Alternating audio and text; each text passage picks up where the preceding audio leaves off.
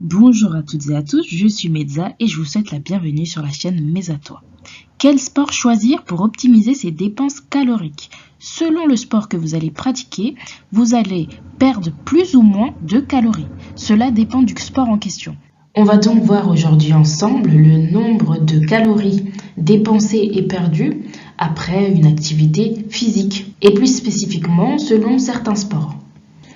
D'ailleurs, j'en ai parlé dans ma dernière vidéo, la manière la plus efficace d'augmenter votre métabolisme basal, c'est-à-dire le taux de dépense énergétique au repos de votre corps, parce que votre corps a quand même besoin de vivre, que ce soit pour respirer et tout simplement pour vivre.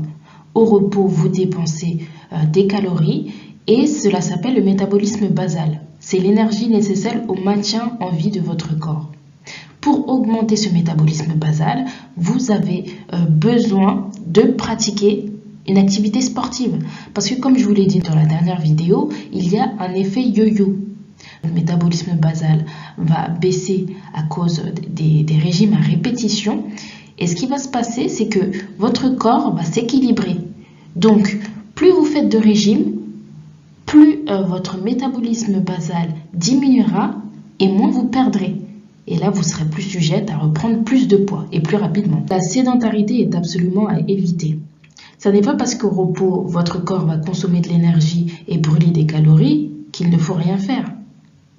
Quand vous sortez le matin, que vous vous dites, je vais prendre les escaliers et pas l'ascenseur, comme ça au moins j'aurai fait mon petit sport de la journée, vous marchez jusqu'à la voiture et vous allez au boulot. Vous vous asseyez toute la journée sur un bureau. Si vous n'avez pas, bien sûr, un emploi qui vous demande de faire beaucoup de mouvements. Que vous consommez plus qu'il n'en faut ou que tout simplement les consommations ne sont pas égales à vos dépenses. Alors là, ce qui arrive, c'est une perte d'équilibre par rapport à l'apport et à la dépense. Aujourd'hui, il y a énormément de nourriture disponible, mais pendant des milliers d'années, nous, autres êtres humains, avons galéré pour manger. C'était compliqué par rapport aux saisons, par rapport à l'endroit où l'homme se situait, d'avoir toujours et constamment une alimentation. Et bien sûr, notre corps s'est adapté à ce climat-là. Si vous êtes immobile ou au lit, vous avez un niveau d'activité physique de 1,2. Là, on parle évidemment de personnes qui ont un handicap physique qui les empêche de se lever, de marcher, de se mouvoir. Si vous êtes sédentaire, que vous faites très peu ou pas d'exercice, exemple un travail de bureau, vous avez un niveau d'activité physique de 1,4. Si vous êtes un actif modéré, quand vous travaillez debout, vous faites de l'exercice 2 ou 3 fois par semaine. Là, on peut parler peut-être des manutentionnaires ou de certains emplois ouvriers. Donc là, vous avez un niveau d'activité physique de 1,7 et vous êtes très actif quand vous faites un travail physique et que vous faites de l'exercice 3 ou 4 fois par semaine. Sur ce tableau que je vous ai présenté, essayez de vous situer. Essayez de voir quel niveau d'activité physique et à quelle description vous correspondez. Ça pourrait vous aider à choisir le sport le plus adapté pour optimiser votre perte de poids. Toutes les activités sportives ne se veulent pas au niveau des calories dépensées. Là, on regarde une course, un sprint. On va dire que vous faites 70 kg.